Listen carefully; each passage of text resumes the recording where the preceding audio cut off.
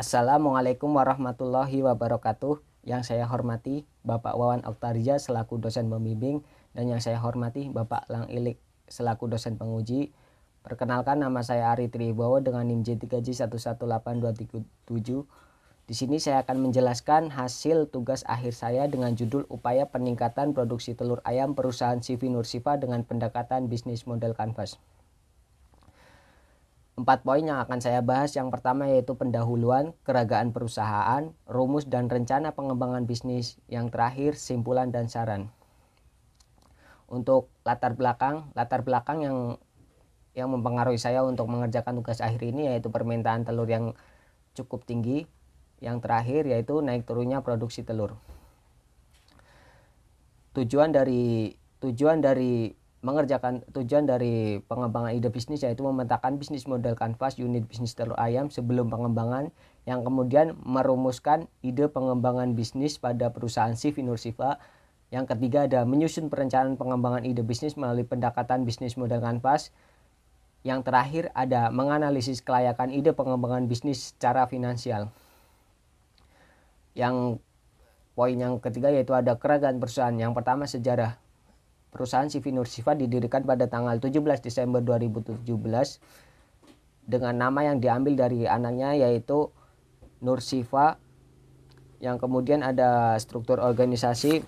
Perusahaan CV Nursifa ini dimanajeri oleh Bapak Supriyadi, kemudian bekerjanya ada Bapak Sukirman, kemudian pemasarannya ada Bapak Supriyadi sendiri, yang kemudian ada bagian keuangannya yaitu Ibu Kusnul.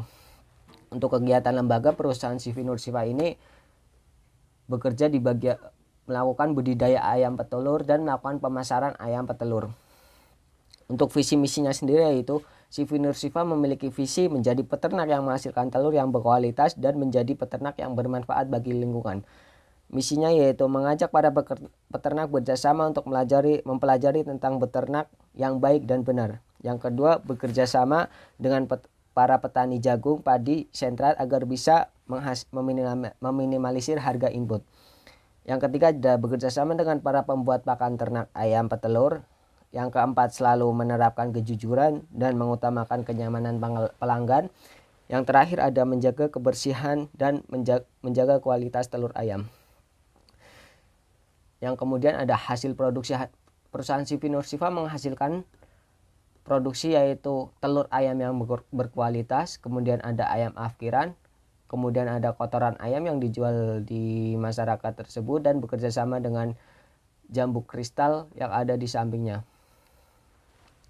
Bisa dilihat bisnis model canvas sebelum pengembangan dari blok K partner yaitu ada penjual pakan ternak, peternak dan peternak ayam petelur. Untuk kayak aktivitasnya sendiri yaitu budidaya ayam petelur dan melakukan pemasaran telur.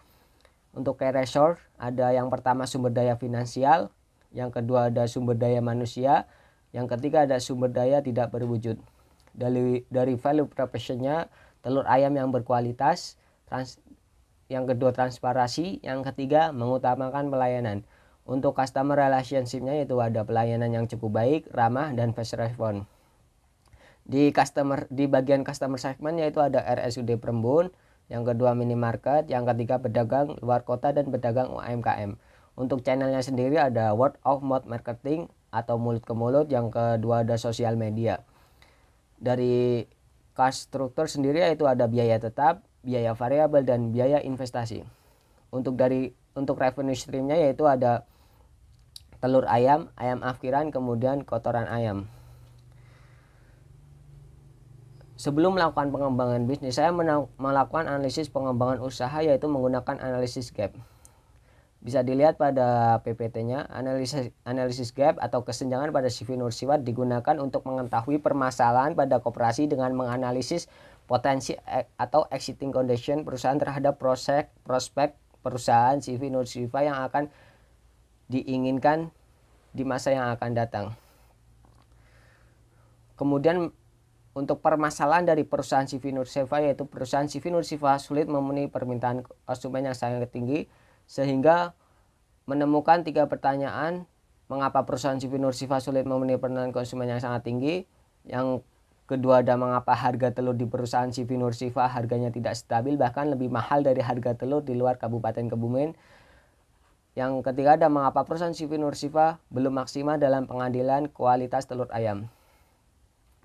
Setelah dianalisis, fungsi pengawasan dan pengadaan yang belum optimal merupakan akar penyebab timbulnya permasalahan lahan dari CV Nursifa sulit dalam mengimplementasikan pengembangan usaha. Kemudian dari rencana pengembangan bisnis. Pengembangan ini didapatkan dari hasil analisis gap dan akar masalah. Analisis gap dicari guna mengetahui kesenjangan yang ada pada perusahaan dengan menggunakan potensi dan prospek yang ada di perusahaan. Kemudian fokus pada dua blok, yaitu key partner. Yang pertama dilakukannya bekerjasama dengan pembuat pakan ternak ayam petelur. Yang kedua ada bekerjasama dengan peternak. Yang ketiga ada pengelolaan anggota. Dan yang terakhir ada pengendalian dan pengawasan. Untuk kayak aktivitasnya sendiri itu pemberian ramuan pakan yang tepat, mengatur pola produksi, antisipasi hama dan penyakit, melakukan penanganan produk secara benar.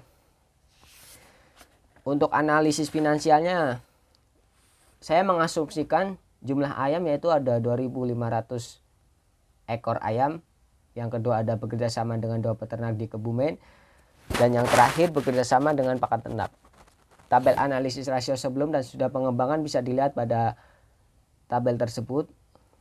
Sebelum pengembangan, laba yang didapatkan yaitu 1.554.750 dan rasionya 1,1.